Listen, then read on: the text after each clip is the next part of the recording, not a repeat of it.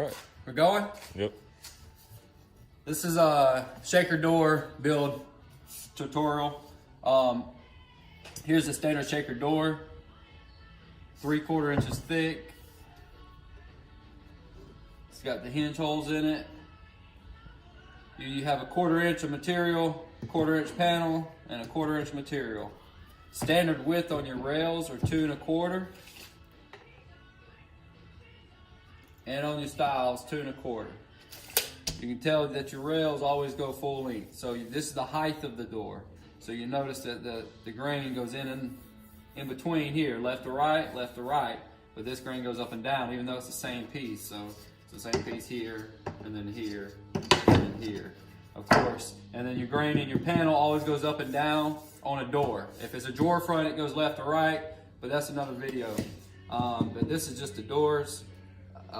Panels go up and down. So this is what it's going to look like in the end. First thing you want to start with is a controlled stock. When you buy your lumber, you're usually going to get it in what's called a 1x, which is usually like 1/15 thick to 1 1/16 inch. It just varies from whoever cut it. But you can have it planed down if you want to from the lumber company. Saves you a lot of time. So you don't have to do so much planing at home. Get it planed down to 13/16, and then you can plane it down to 3/4 to control your stock. Because you have to, at the end of the day, you have to control your stock because that's what's going to make everything come together.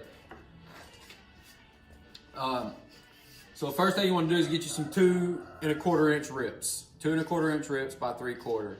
What I usually do is cut them 2 3/8, cut a bunch of them, run them through the planer and take a 1/16 off each side, which gives you a 2 1/4 inch rip.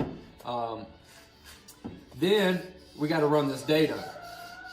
So this dado, you can run these in full sticks. You can, let's say you cut up 5, 6 sticks of 2 1/4, you can run dados in all of them. And by doing this, the best thing to use is the actual shaker door maker bit set. I can send you a couple of links on a few of them for your router. That's the best way to do it. Set it up with a router table.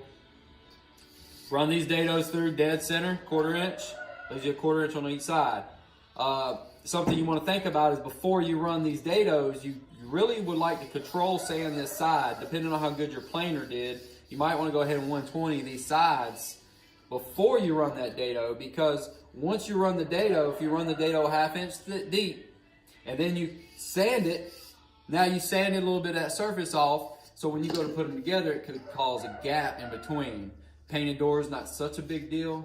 Stained doors, and you feel it, and then you see that little bit of filler in the stain. So that's your first step, is run a bunch of these.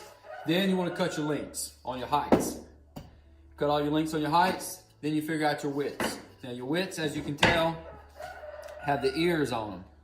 So basically this is the same stick, except it's ran one more time on the end, which causes it to go together. Like so. Pretty simple. 1/2 inch ear, 1/2 inch dado. Everything should go together pretty snugly. If it's too tight, you can cause cracking right here on these little weak parts. If it's too loose, you'll have a bunch of play in it, and then the door won't glue flat. It's hard to get the doors to glue flat. So you want a snug fit, but you don't want, it should stay in there like that, but you shouldn't have to force it in. So that's a good fit. So we're gonna start constructing the door. It's pretty simple. Of course, glue is your best friend here. Always build a good side down. So if you're looking at the wood, you pick your best side and you put it down. Pick your best side.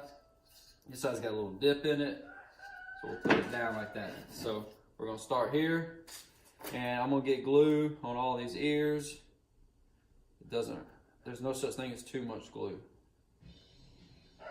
And we're just gonna slide this together, like so. We're gonna spin it, good side down, glue it,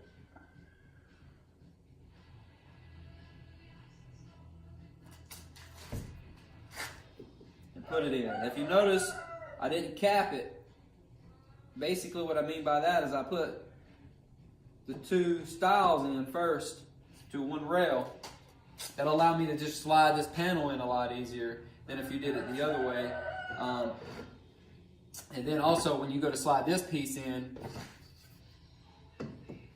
you're wiping all the glue off as you slide it in. So it's best to leave this last and you just cap it on the end. So right now we just got those slid in place. Remember, face was down here. So all I did was stood it up, so I'm still looking at the back. So now I'm gonna grab the panel. The panel's just 1/4 inch birch. Not very many good size 1/4 inch birch. This side you can see is a little bit thin. It's got all that pink sanded through.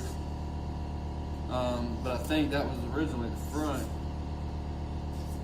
But being paint grade, it really not a big issue. But I like that side, so I'm gonna put it against that way. We'll just drop this in place. If you notice, the panel here should drop a little bit lower than that ear. That gives that panel a little bit of movement. You don't want the panel sticking up because then it's not gonna go all the way down. We're gonna get glue all over these ears.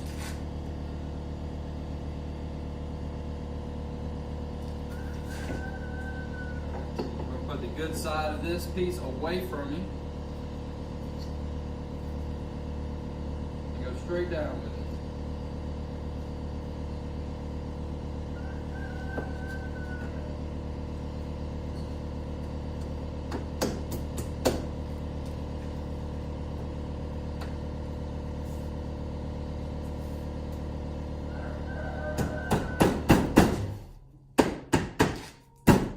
Like so. So face is still down. At this point, I usually try to wipe off any glue with a wet rag. You gotta keep a wet rag next to you. Go back to the face, wipe off that excess glue there. All right, face back down. Now what we're gonna do is work on one side at a time. I like using the edge of the table because I know it's square. So I'll line up my long edge. And a good way to do it is you can line up that long edge and clamp it down.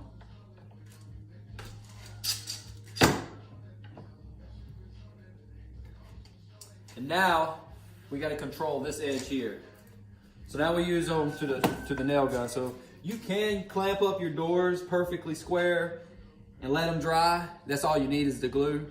But it's very hard to keep them that way. So we use a micro nailer to hold them in shape until that glue dries. I'm sure you know what a micro nailer is. It's just a 23 gauge pin nailer. I think these are 1/2 inch frad. You can use up to 5/8 would be okay. I don't have a hammer yet.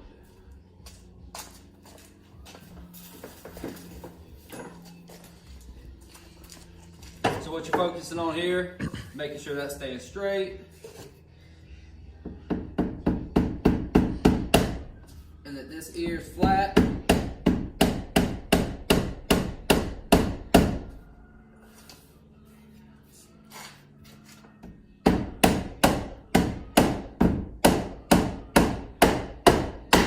There we go. I didn't want to move it. It moved on my table now. But now you want to get your clamp on it, and you want to use a clamp to pull it together before you nail it, of course. And as you can see, the glue is squeezing out there.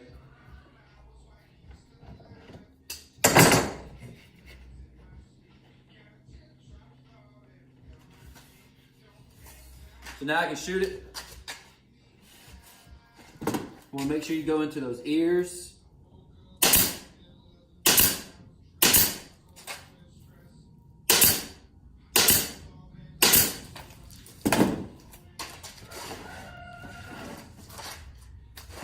It had one of those long nails left in that damn gun.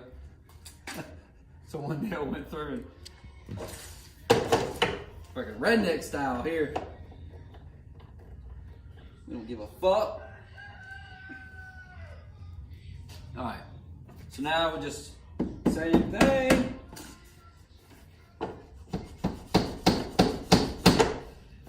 use a block.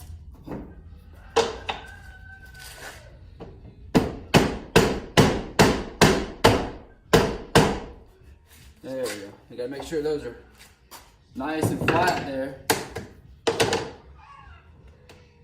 Square our door back up.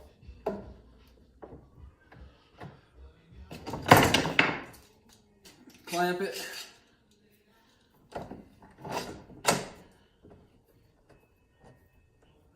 Don't over clamp it. You can over clamp anything that's glued. You don't want to squeeze all the glue out.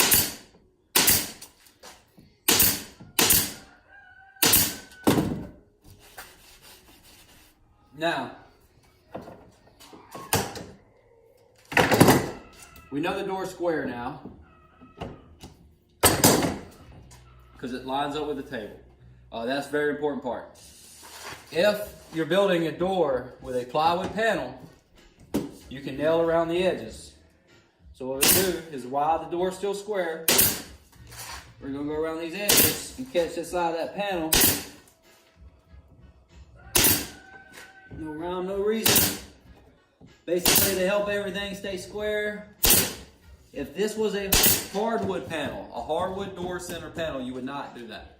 You would use little rubber balls in there that would allow the two different pieces of wood to stretch and grow different rates. So basically, at this point, we're gonna wipe this door down real good. We're gonna let it dry.